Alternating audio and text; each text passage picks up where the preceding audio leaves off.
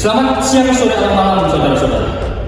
Kali ini kami akan membahas bab tentang perkawinan dengan Mas Azam sebagai narasumber di sini. Apa kabar, Mas? Alhamdulillah baik. Gimana Mas ini? Alhamdulillah saya juga baik. Ini bahas apa? Perkawinan. Iya, kebetulan hari ini kita bahasnya perkawinan ya. Mas itu mau kawin? Ah iya, di sini. Oke. Saya ada beberapa pertanyaan nih, Mas. Jadi yang pertama nih, bisa langsung saya tanyakan? Silakan. Yang pertama adalah makna perkawinan nih, Mas. Menurut Mas Azam, apa sih makna perkawinan?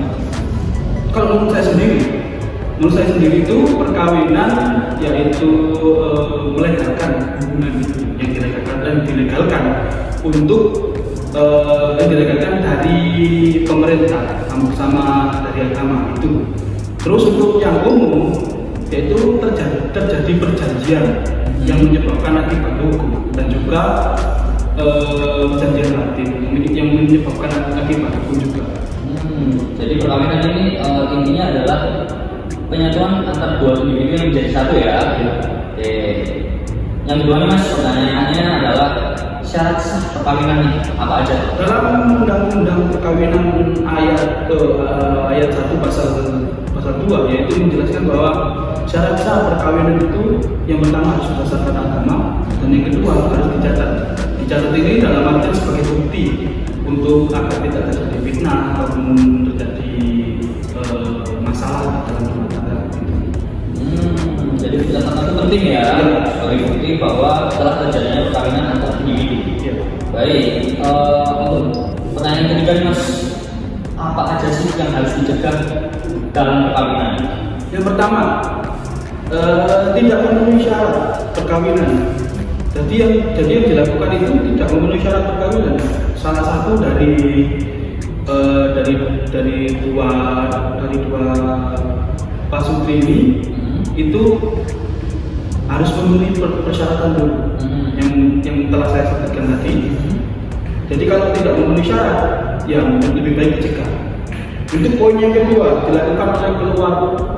dilakukan oleh keluarga atau pasangan salah satu calon mempelai. Jadi kalau mempelainya sepihak yang melakukannya itu harus dicegah.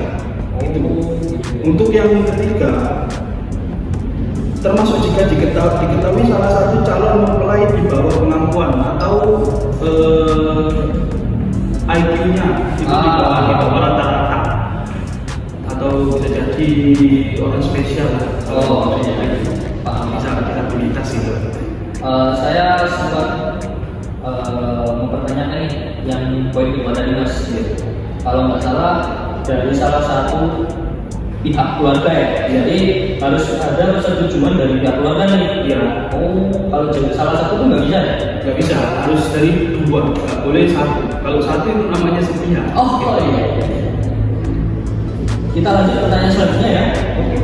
Apa aja sih yang dapat membatalkan perkawinan? Dua, yaitu jika salah satu pasangan diancam, itu sebenarnya bisa dibatalkan.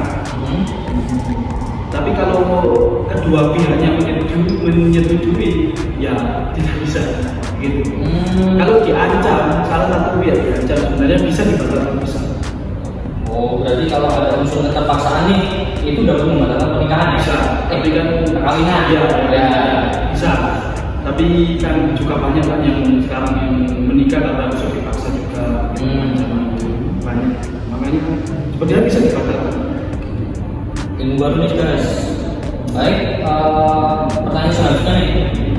Sebelumnya kan Mas Azam menyebutkan bahwa perkawinan itu penyatuan antara dua individu yang melahirkan akibat hukum. Akibat hukum tuh pasti ada hak dan kewajibannya loh. Apa aja? Yang pertama harus menghormati hak dan kewajibannya istri dan suami juga.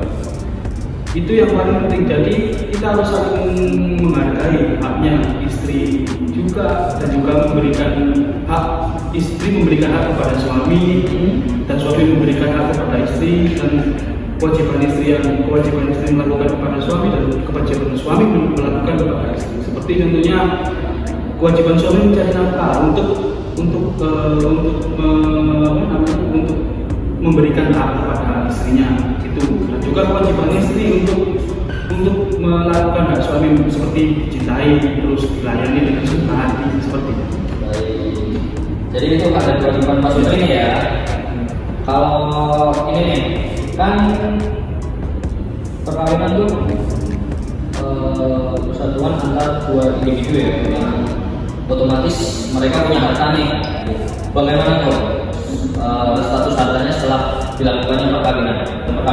Ada kalau statusnya yang setelah dilakukan perkawinan dalam pasal 119 Kitab Undang-Undang Perdata berbunyi, sejak saat dilangsungkannya perkawinan maka menurut hukum terjadi harta bersama dan tidak boleh dipisahkan walaupun dia melakukan perjanjian seperti perjanjian kayak pisah harta gitu.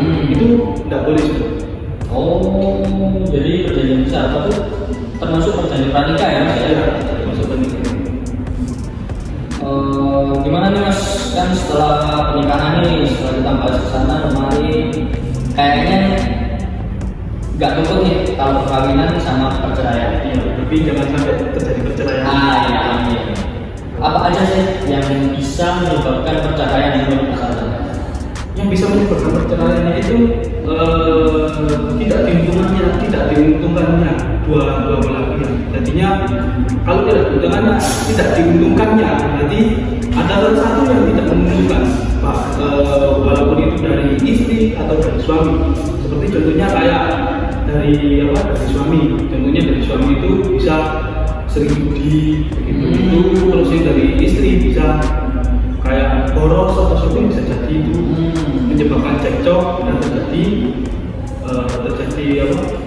perceraian. Terus yang kedua, cerai juga bisa terjadi ketika salah satu suami atau istri itu meninggal. Oh, jadi itu kalau dalam kata ditulis cerai meninggal. cerai mati ya, mungkin ya. Mungkin itu video ya maksud saya itu. Selanjutnya ada lagi nggak? Yang selanjutnya cerai, selain cerai mati tadi bisa dianggap cerai itu atas putusan pengadilan agama atau pengadilan negeri yang nonis gitu. Gimana tuh skema cerai kalau dari pengadilan itu gimana Mas? Harus ada salah satu yang menggugat untuk cerai. Jadi kalau tidak ada salah satu yang menggugat langsung bilang cerai itu tidak boleh. Berarti tidak dianggap sah ya? Iya. Harus ada keputusan dari pengadilan. Pengadilan. Jadi itu pesan-pesan yang dapat disampaikan Mas Azam terkait materi tentang perkawinan ini. Jadi saya ucapkan terima kasih Mas sudah Mas itu mau nikah ini. Iya, sebentar lagi guys. Iya. Wassalamualaikum warahmatullahi wabarakatuh.